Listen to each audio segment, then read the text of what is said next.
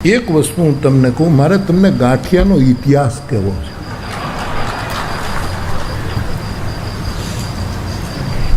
પહેલા આવા ગાંઠિયા હતા.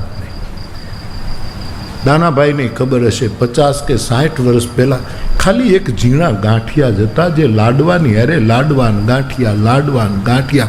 આ સિવાય ગાંઠિયા નામની બીજી કોઈ કુળ પરંપરા નહોતી. ઝીણા જ હતા, હું જ્યાં સુધી જાણું. એની સેવ હતી, કારણ કે એ ગાંઠિયાની બેન છે. સેવ છે એ ગાંઠિયાની નાની બેન છે, નાજુક છે, અને ગાંઠિયો એનો મોટો ભાઈ છે. અને મેં તો ઘણી વખત આ પહેલાં ફેમિલી પ્લાનિંગ આપને બતાવ્યું છે કે ગાંઠિયાની ધર્મપત્ની જલેબી છે. એકલા ન ખાવા, જલેબી ખાવી. પતિ પત્ની એનું અખંડ દાંપત્ય છે. પણ ગાંઠિયા હોય ને એ સીધા હોય, જલેબી વાંકી બહુ હોય. સમજતા જાજો, ધીરે ધીરે સમજતા જાજો. પરણેલા હોય ખાસ સમજતા જાજો.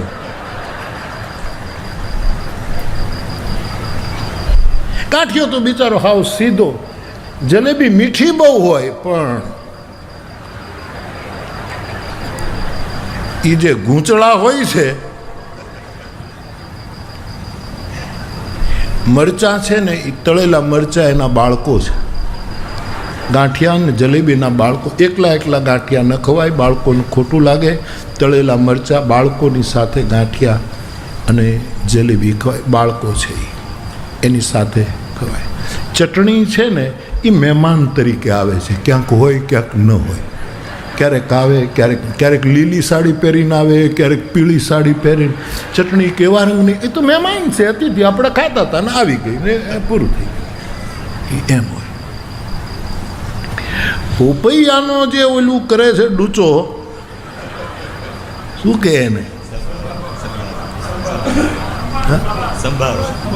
સંભારો.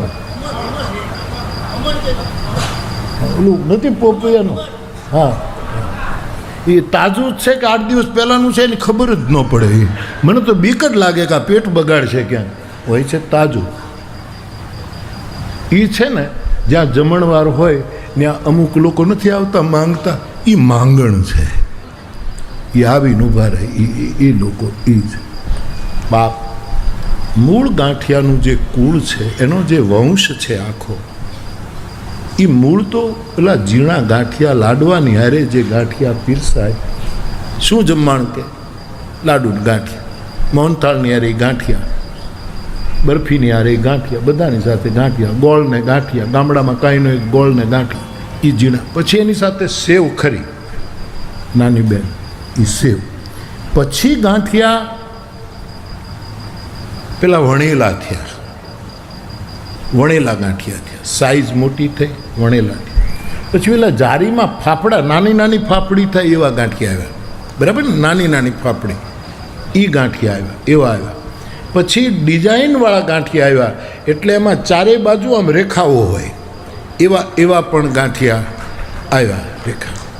અને પછી ધીરે ધીરે આ ફાફડા જે આખા આવ્યા છે, આમ કરીને આમ નાખે એ ફાફડા. અને એ ફાફડાવાળો આ કથા કરાવી રહ્યો છે.